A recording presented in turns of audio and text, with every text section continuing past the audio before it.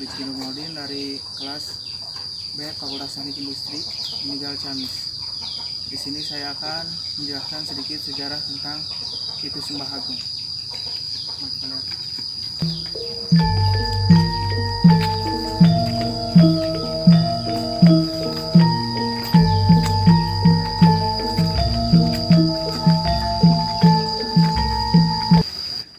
Keadaan saat mau masuk ke situs Sembah Agung, ada beberapa anak tangga.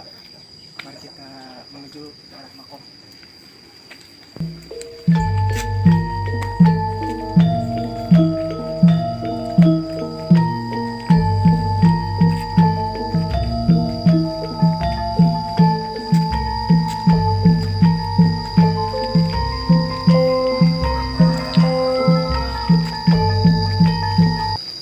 Terlihat pepohonan besar di jalan seluruh makom.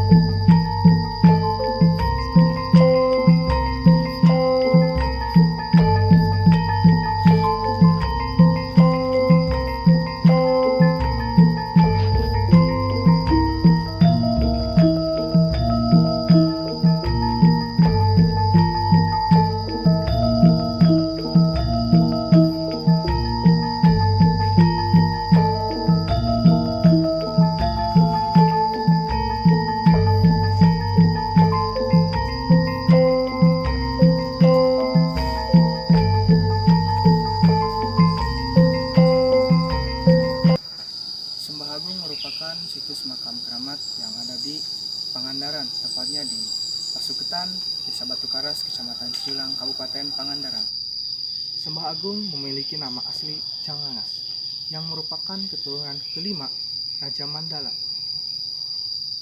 Berdasarkan sejarah, Raja Mandala memiliki 5 keturunan, yakni diantaranya Nini Gede, Aki Gede, Jangpati, Jangraga, Jangsinga, dan yang terakhir Janglangas. Salah seorang keturunan Sembah Agung ke-11, yakni Endang Sukara, mengatakan Janglangas semula bertempat tinggal di Cihaur, wilayah Galuh pada abad ke-16. Perjalanan Janglangas ke Batu Karas atas mandat Raja Mandala untuk menunjuk kakak kandungnya, Nini Gede dan Aki Gede, yang berada di Jurago, Kecamatan Cigugur. Perjalanan Janglangas dari Cihaur untuk meyakinkan cerita Raga Sangsang atas kejadian penyerahan putri Nini Gede, Aki Gede, yang merupakan istri Raga Sangsang ke Raden Tamula di Sukapura. Putri Nini Gede yang merupakan istri Raja Sangsang minta oleh Raden Tamula waktu itu, padahal sudah bersuami. Singkat cerita, Raga Sangsang berniat untuk kembali ke Kedung Rendu di Banyumas melewati jalan Cihaur.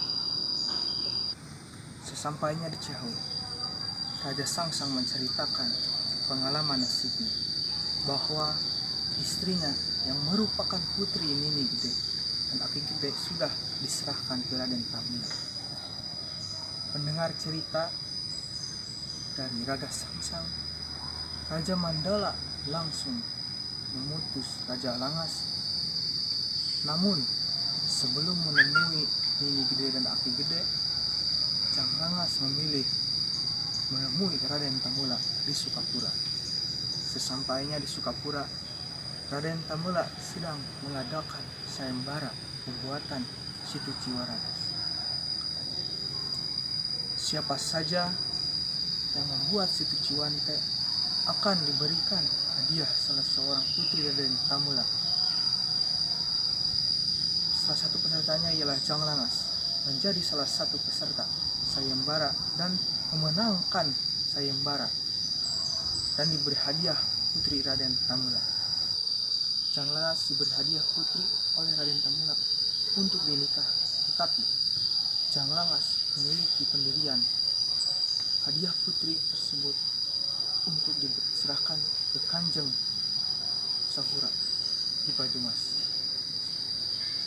Singkat cerita, Janglangas beserta putri Raden Tamula menuju Gunung Randu di Banyumas, Jawa Tengah.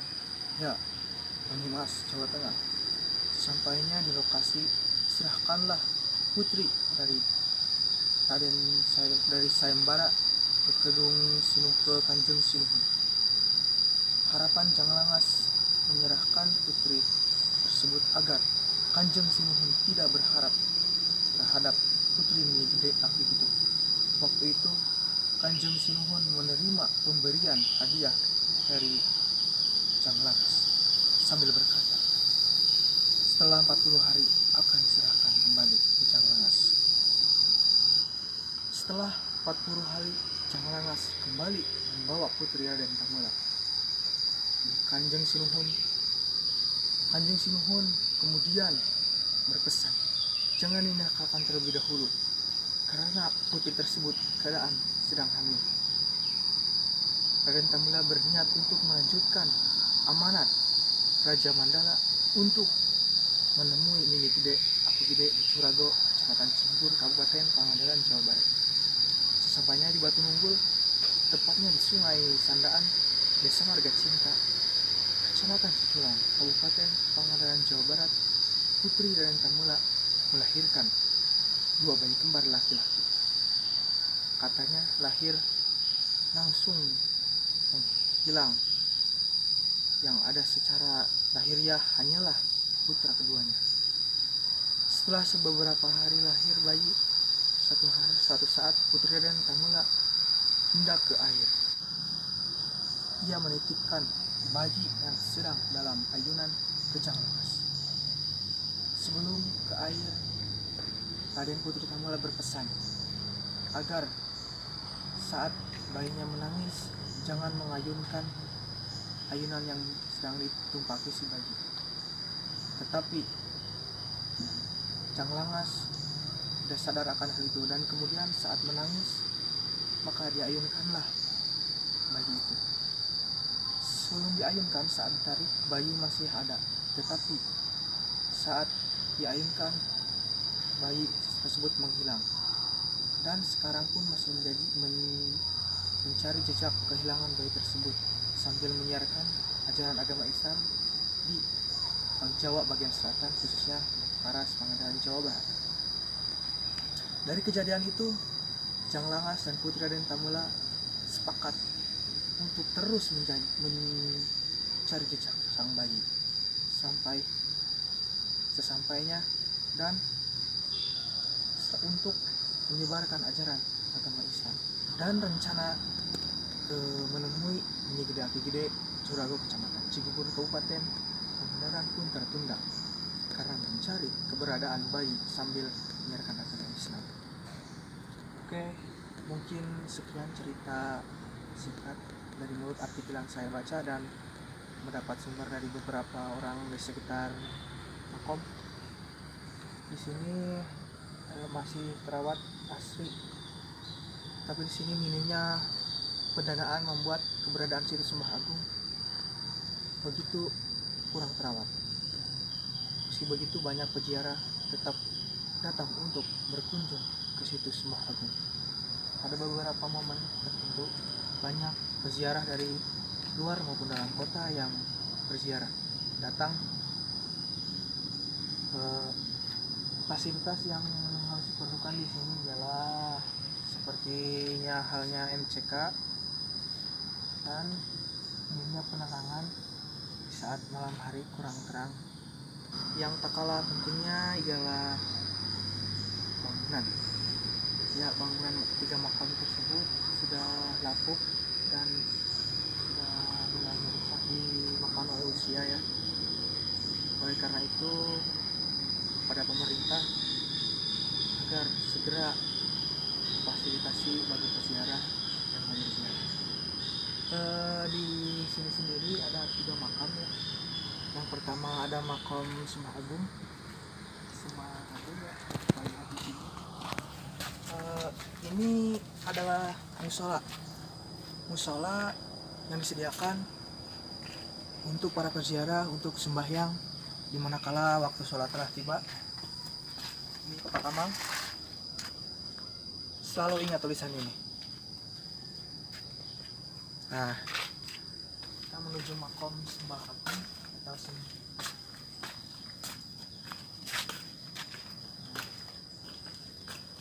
seperti inilah keadaan makam Sembah Agung yang berada di Pasuketan, Desa Batu Karas, Kecamatan Cijulang, Pangandaran.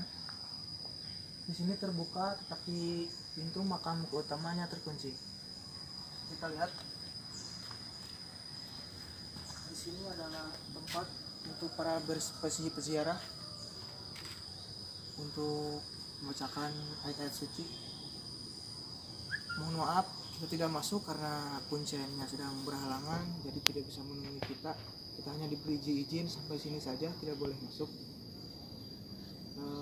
Ya seperti ini, bangunannya sudah agak lapuk dimakan usia. Tidak untuk mengurungkan niat para peziarah untuk datang. Di sini sangat terawat. Kemudian kita ke makam Tafsiruddin, yang Sembah Tafsiruddin. Ya, makamnya berdampingan sebelahan bersama makam yang Sembah Agung. Agak sedikit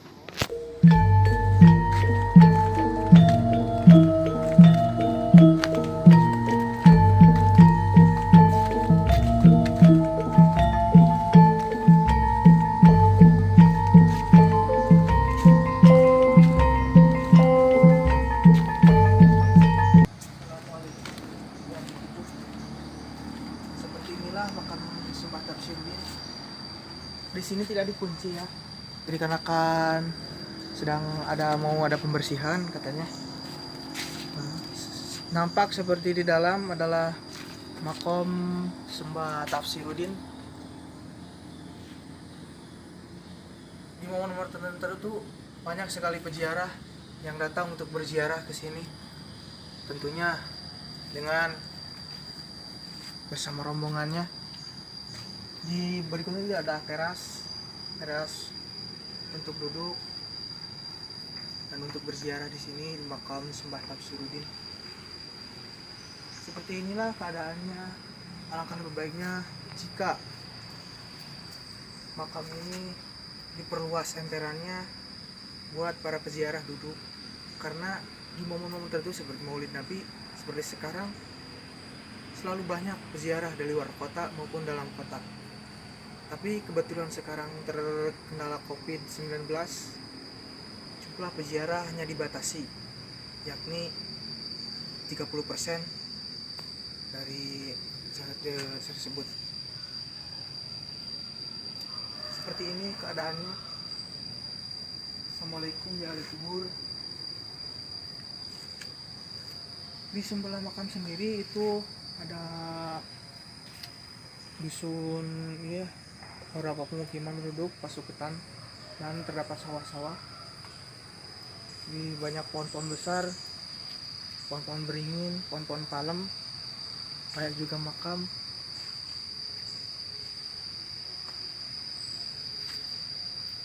Nah, mari kita ke makam yang ketiga. Makam yang ketiga adalah makam yang Sembah Wangsa. Makamnya terletak agak sebelah jauh dari makam sini. Bangunannya di situ yang berwarna biru. Mari kita ke makam yang Sembah Wangsa.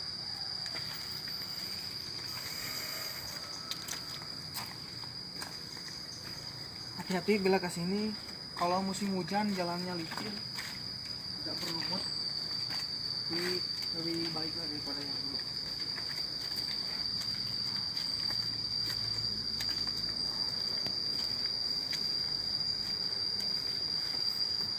Melewati kembali makam Sembah Agung ya, sebelah sini pas Agung,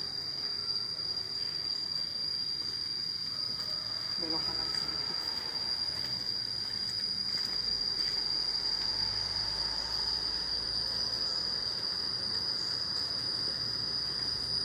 Sini ada pepohonan untuk menambah kesegaran dari Sembah Agung. Ini sini dibikin kolam, ada ikan biar sejuk enak dipandang. Mari kita ke atas ke makam Sembah Wangsa. Sekali lagi hati-hati bila mau berziarah ke sini, di kalau musim hujan agak licin.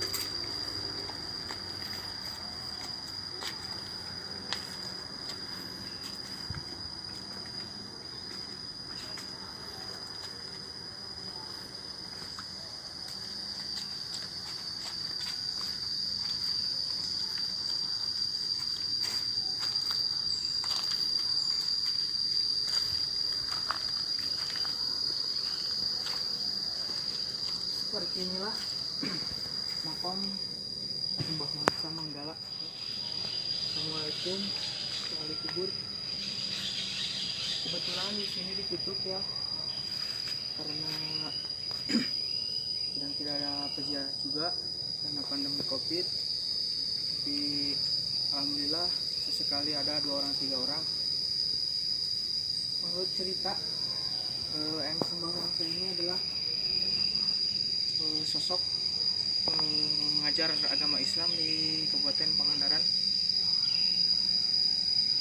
Yang Sembah Wangsa sendiri makamnya ada di dalam, bisa kita lihat. Alas kaki copot biar sopan. Nah, seperti ini di dalam. Dan makam ada lesehan, ada tempat duduk buat para peziarah.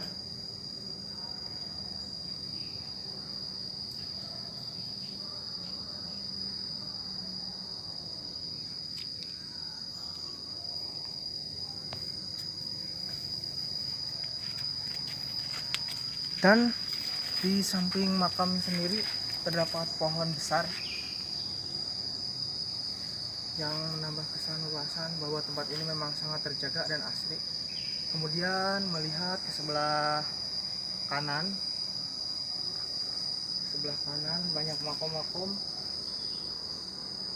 mungkin kerabat-kerabat atau masih keluarga besarnya almarhum Sembah Wangsa Manggala.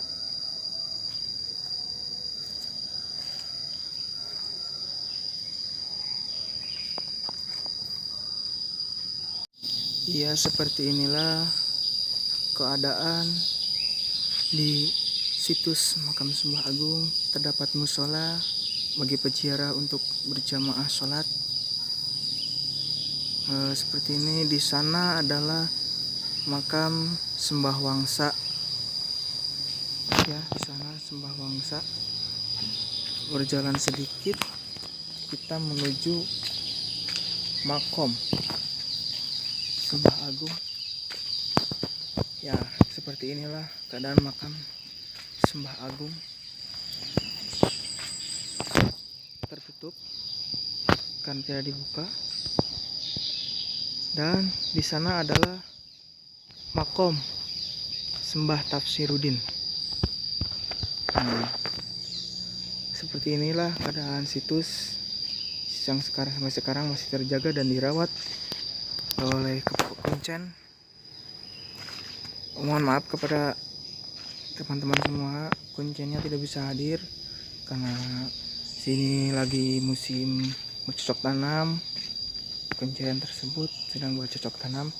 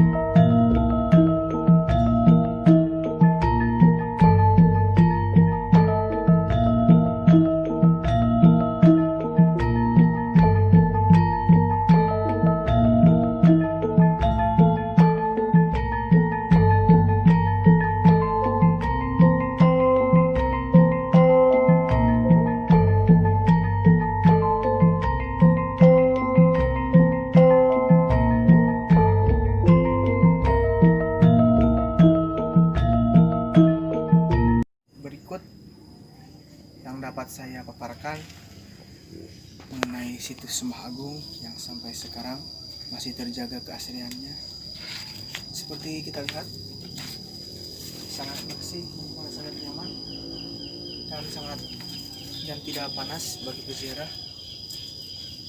Terdapat pula pohon-pohonan. Mungkin sekian saja dari saya. Mohon maaf bila ada salah-salah kata. Dan secara yang salah mohon dimaafkan karena saya dapatnya dari kuncen, juga dari artikel. Oke, seperti inilah pintu masuk ke Sembah Agung, pintu gerbang. Mungkin sekian, terima kasih, mohon maaf. Assalamualaikum warahmatullahi wabarakatuh.